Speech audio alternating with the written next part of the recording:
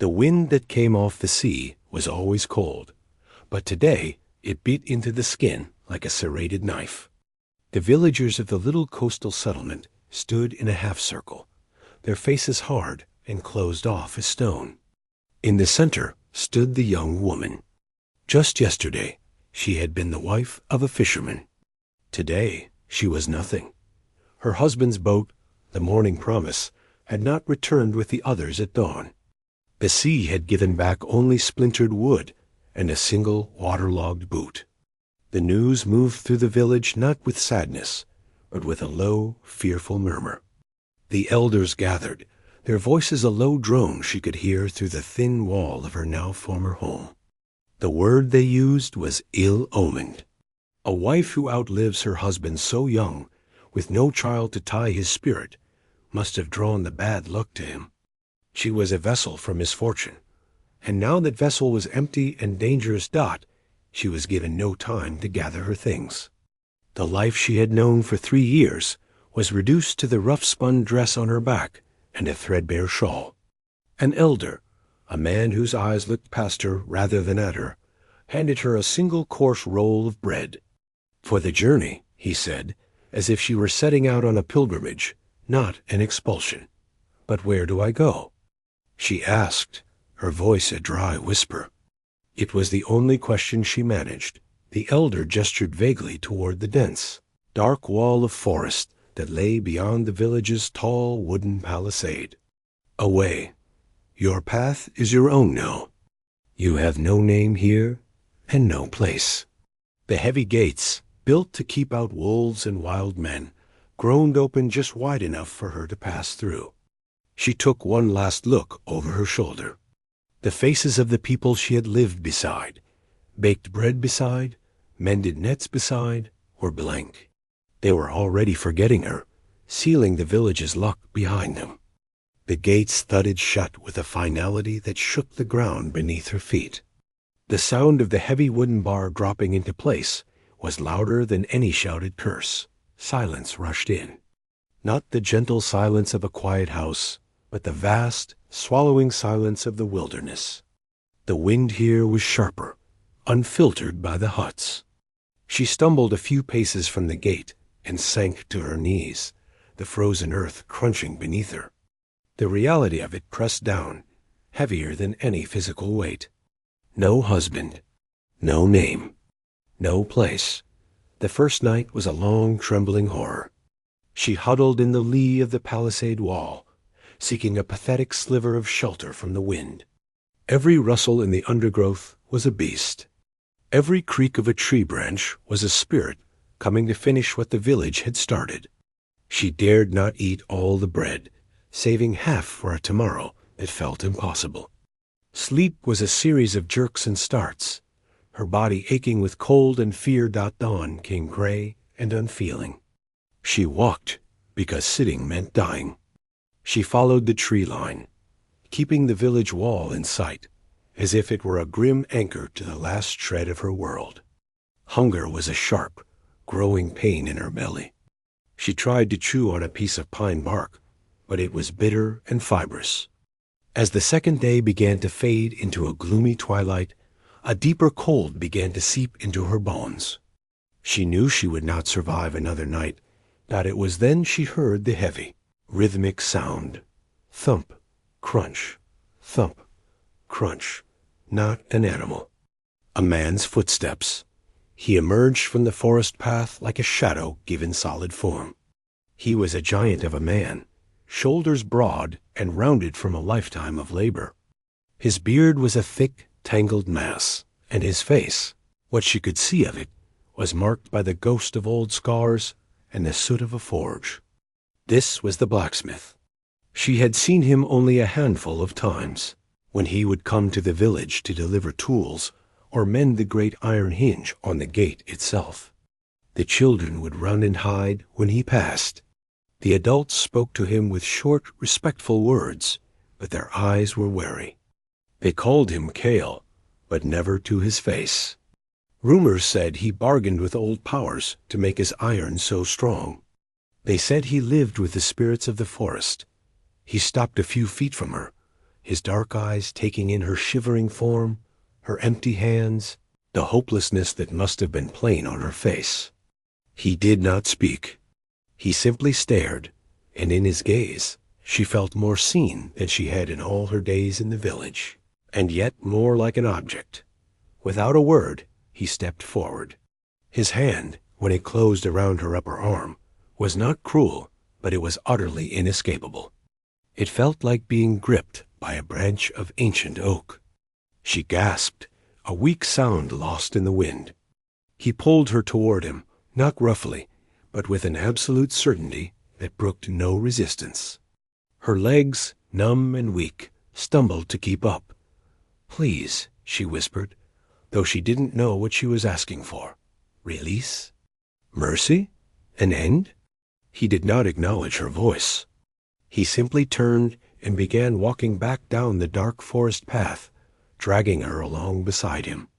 She looked back once at the village wall. It was silent and uncaring. Ahead was the deepening gloom of the trees, and the man whose grip was the only thing keeping her upright. She had thought being alone was the worst fate. Now, as she was taken into the unknown by this feared and silent man, she realized she had been wrong. This was a new kind of terror. But as the cold bit at her and her strength finally gave out, a small, desperate part of her understood that his grip, for all its fear, was also the only source of warmth left in the world. She stopped trying to pull away. Her feet moved, one after the other, carrying her toward a fate she could not imagine. Away from a death that had been certain. The world returned in pieces. First, it was the smell of wood smoke and something else, something sharp and metallic. Then, it was the solid feel of a rough wool blanket under her fingers. Finally, it was the deep, resonant silence of a place far from any village. She opened her eyes. She was lying on a low cot in a small, windowless room. The walls were made of heavy, dark timber, and the only light came from a thin sliver of firelight creeping under a thick iron-banded door. For a long moment, she just lay there, her body feeling both heavy and light at once. The crushing cold from outside was gone, replaced by a dry, smoky warmth.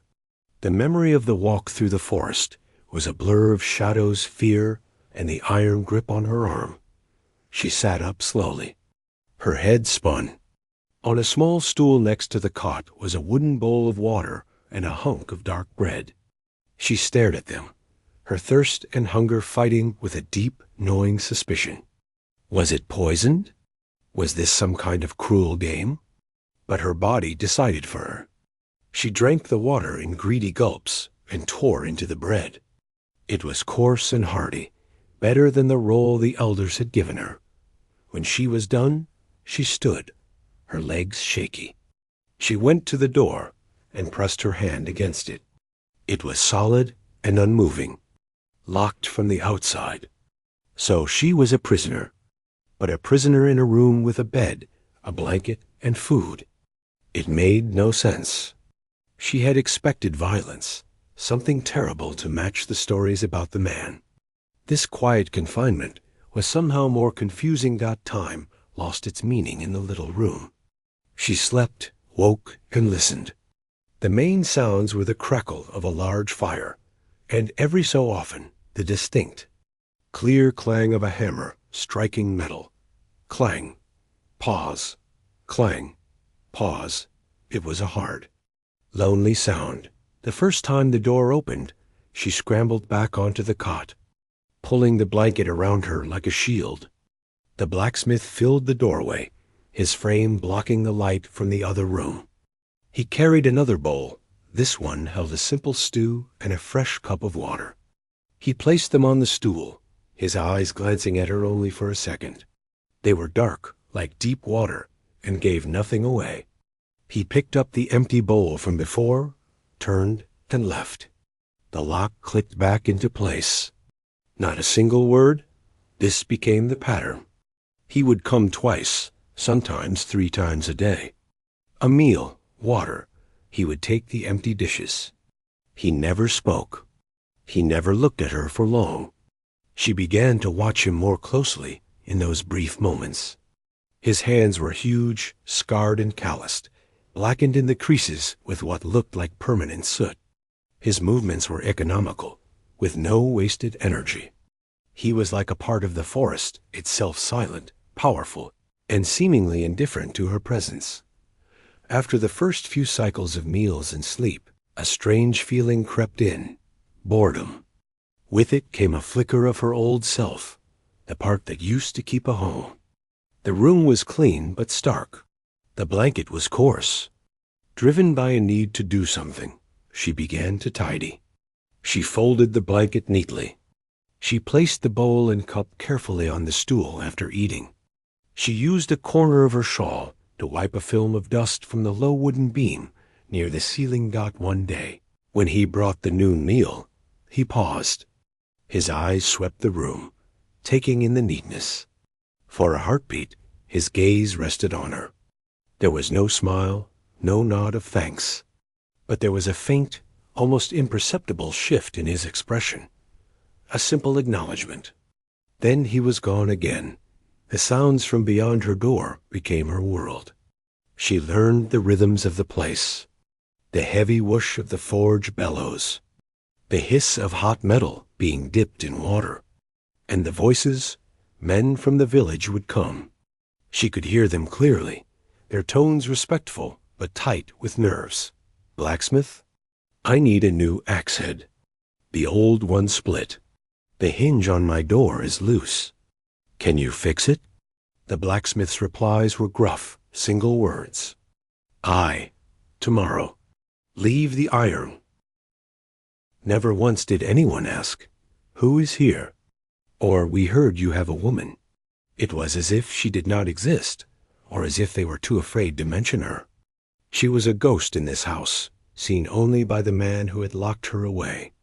She realized then that her captivity was not a secret. It was simply accepted. What the blacksmith claimed, he kept. And the village, which had cast her out, would not question him. This realization brought a new kind of chill. Her old life was gone, erased. Her new life was this silent room, with a silent man as her only tether to the world. She was not a person here, either. She was a thing he had found. A stray piece of iron he had picked up for reasons she couldn't understand. One evening, the sound of the hammer stopped earlier than usual. The silence felt different. She heard his heavy footsteps approach her door. The lock turned. He stood there, holding not a bowl, but a bundle of rough-spun cloth. He tossed it onto the foot of the cot. It was a simple dress, gray and durable, and a pair of thick woolen socks. "Yours are worn through," he said, his voice a low, rough sound, like stone grinding against stone. It was the first time he had spoken to her directly. Before she could even think of a response, he pointed a thick finger at her, then pointed through the open door toward the main room where the fire glowed. "You can sit there for 1 hour. Do not touch the forge. Do not go outside." Then he turned and walked away, leaving the door open. She sat frozen, her heart pounding. This was a test, or a trap. Slowly, she reached out and touched the new dress. The fabric was sturdy. She stood, her legs unsteady, and moved to the doorway. The main room was large, dominated by the great stone hearth of the forge, which was now banked, glowing with embers. There was a rough-hewn table, a single chair, and tools hanging neatly on the walls. The blacksmith was at the far side, sharpening a knife on a stone. Not looking at her Dot, she took a hesitant step into the warmth. It was the first time she had been out of that little room in days that felt like years. She did as she was told. She sat on the floor near the hearth, careful to avoid the chair, and simply stared into the red embers. The heat soaked into her bones, Dot. She was still a prisoner. But the cage, she understood now, had just gotten a little bit larger. And she had no idea if that was a kindness, or simply a different kind of chained Dot, the 1 hour by the hearth, became a part of the new routine. Every evening, after the forge fire was banked, the blacksmith would give a single short nod toward the main room. That was her signal. She would emerge from her small room and take her place on the floor near the warmth. He never joined her. He would be at his table, mending a harness or oiling a tool, his back often turned to her. The silence between them was a solid thing, but it was no longer the terrified silence of those first days. It was, she began to think, simply his way. He was a man of few words, and he had used more than his share with her already. Winter arrived in full force. It howled around the timber and stone compound, sneaking icy fingers through every crack. The world outside her small window became a relentless white. Her new dress and socks were a small piece of mercy against the cold. She found herself listening for the sound of his hammer. On the days it rang out steady and strong, the world felt ordered. On the rare days it was silent, a strange unease settled in her. Without thinking about it, she began to do more. She swept the hard earth floor of the main room with a brittle broom she found in a corner. She arranged the wooden bowls on the shelf into a neat line. One afternoon, she used a handful of melted snow and a rag to wipe the thick layer of dust from the single small window, letting in a weak gray light. He watched her. She could feel his eyes on her back, but when she turned, he would be looking at his work again. He never thanked her, but he didn't stop her either. Her old life felt like a story she had heard about someone else. The village, the sea, the face of her husband, they were fading, softened by time and survival. Here, there was only the cold, the fire, the sound of the hammer, and the presence of this quiet, fearsome man. Then, the hunters came. It was deep in the heart of winter. On a day when the snow fell so thick it was like a wall. The pounding on the heavy door was not the respectful tap of a villager. It was a demand. The blacksmith's hand paused over his work. He stood, his movements slow and deliberate, and went to the door. He opened it only a sliver, his body blocking the view inside. But she could hear them. Their voices were rough, loud with the false warmth of men who had been drinking to fight the cold. "Blacksmith, we need arrowheads. Dozens of them. We found boar tracks deep in the valley." The blacksmith's voice was a low rumble. "Tomorrow. I have no finished steel today." There was a shuffle of boots in the snow. One of the men laughed, a harsh barking sound. "Come now. A man like you must have something. We can trade. We have good pelts, or—" The man's voice dropped, but it carried in the still air. "We heard a story, that you took in that cursed widow from the coast. A useless woman, they say. Skin and bones and bad luck. We could take her off your hands. A woman like that, even she has her uses for a long winter. We'd give you 3 fox pelts for her. A cold deeper than any winter chill shot through her." She froze where she stood, a wooden bowl in her hand, forgotten. She felt the blood drain from her face. This was it. This was the fate she had always feared. To be passed from one man to another, a piece of unwanted goods. She looked at the blacksmith's broad back, waiting for him to move aside, to make the trade. He did not move. For a long moment, he said nothing. The silence stretched out, tight as a wire. Then he stepped forward, pushing the door open wider. He did not walk out into the snow. He simply stood in the doorway, making his full size clear. He was a head taller than the tallest hunter, his shoulders twice as broad. He was not holding his hammer, but his empty hands, curled into fists at his sides, looked like weapons themselves.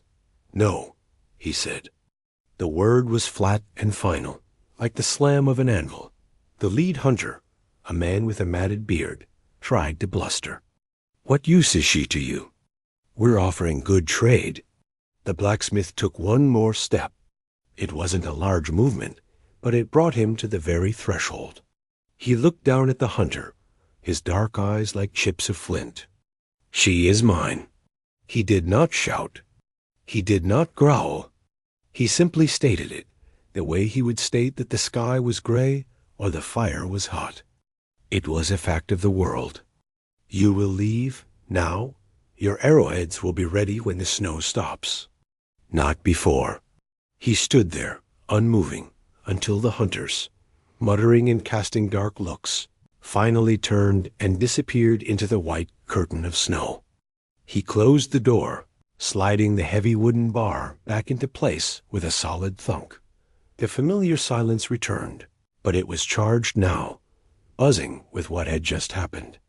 He turned around. His gaze found her, still frozen in the middle of the room, the bowl clutched to her chest. His expression was unreadable. There was no comfort in his eyes, no gentle reassurance. There was only that same fierce certainty. He walked past her toward the forge. As he did, he spoke, not looking at her. "Do not answer the door, ever." Then he picked up his hammer, selected a rough piece of iron from the pile, and thrust it into the embers. The bellows groaned as he worked them, and soon the familiar clang filled the room once more. It was a louder, angrier sound than before. Each strike was sharp and definitive. She slowly lowered the bowl to the shelf. Her hands were trembling. She looked at his back, muscles rolling under his shirt with each powerful swing of the hammer. He had not protected her out of kindness. She understood that now. There was no softness in him. It was something else, something primal. He had claimed her that day in the forest. And what was his, he defended. To him, she was not a person. She was a possession. But in this world, where she had been thrown away like garbage, being a possession that a man would defend with his own body, it was a twisted kind of safety. That night, when he nodded toward the hearth, she did not just sit. She quietly filled a cup with water from the bucket and placed it on the table near his usual seat before taking her own place on the floor. It wasn't a thank you. Words felt impossible. It was an acknowledgement, an understanding. He looked at the cup, then at her. He gave no sign. But later, when he sat down, he drank from it. And for the first time, the silence between them did not feel like a wall. It felt, strangely, like a pact. The hard winter finally began to loosen its grip. The snow melted, turning the world into a sea of mud and cold, rushing streams. The silence between the woman and the blacksmith had changed. It was no longer the silence of captor and captive, nor just of two people sharing a space. It had become a kind of language of its own. A nod meant the fire needed wood. A glance at the water bucket meant it was empty. She knew the sound of his hunger, a certain way he would set his tools down. He knew when she needed more time in the main room, by the way she lingered in her doorway.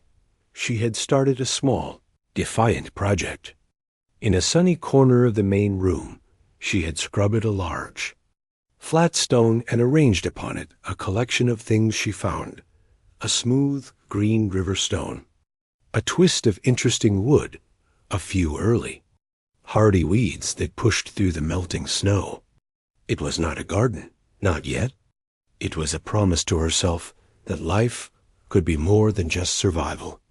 He never commented on it, but he was careful not to put his boots or tools on that stone. Then the sickness came to the village. It started with whispers. The few villagers who came for repairs or tools spoke of it in hushed, worried tones. A fever, a deep cough that would not loosen its grip. It swept through the close-packed huts, taking the old and the young first. Fear, that old familiar spirit, returned with a vengeance. One morning, a delegation arrived. Not just one elder, but 3.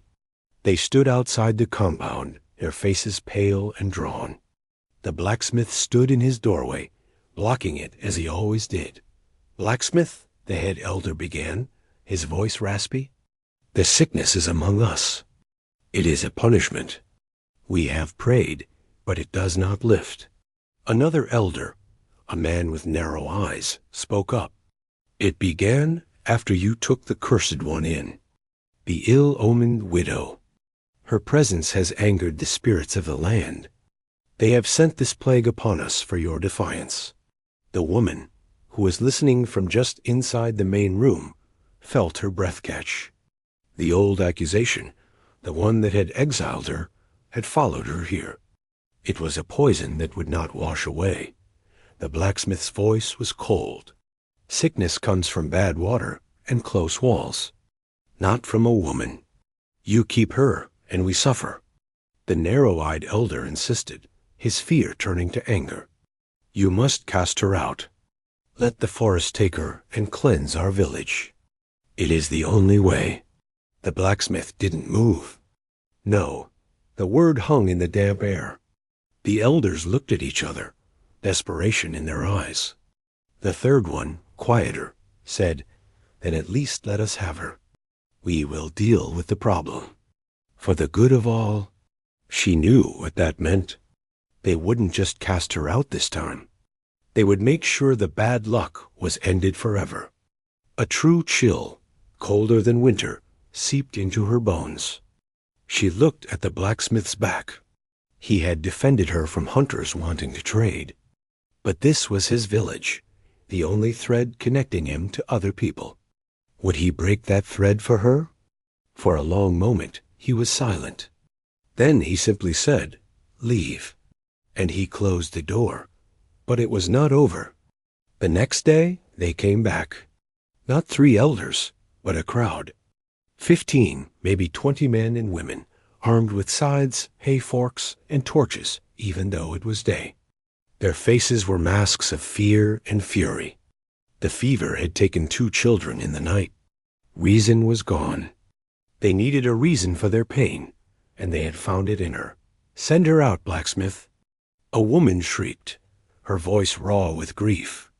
Or we will burn your shelter down around you. The pounding on the door was thunderous. The woman backed away, her heart hammering against her ribs. This was the end. He would have to give her up. No one could stand against this. The blacksmith did not go to the door.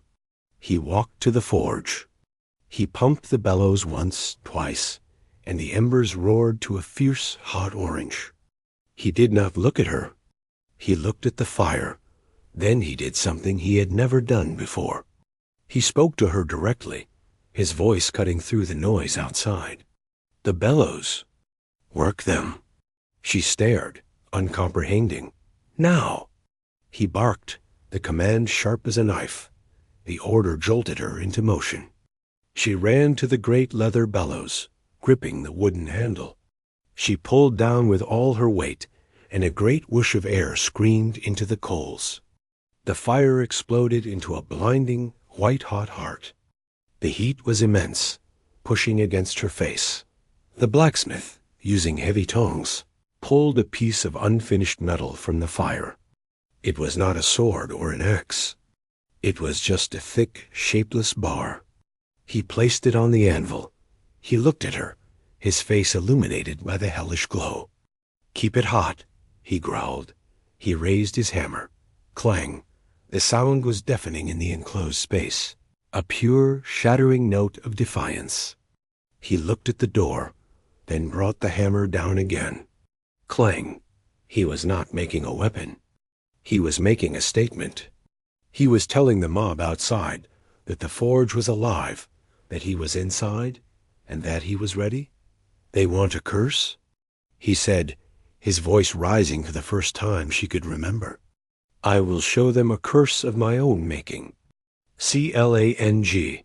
They think a woman's spirit brings fever? He shouted now, not at her, but through the walls. I have breathed the smoke of this forge for 20 years. My blood is fire, and my breath is ash. If there is a curse here, it is mine. Clang. Sweat poured down his face, mingling with the soot. His muscles corded with each mighty swing. The woman worked the bellows, her arms burning, her fear now mixed with a wild, desperate energy. Side by side in the blistering glow, they faced the unseen mob.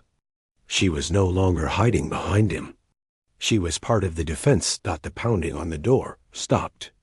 The shouting died down to a murmur. The sheer, terrifying spectacle of the forge at its full, roaring power was a language they understood better than words. The blacksmith lowered his hammer. He turned, his chest heaving, and walked to the door. He did not open it. He spoke, his voice hoarse but clear, carrying through the wood. The sickness is in your village, not in my own.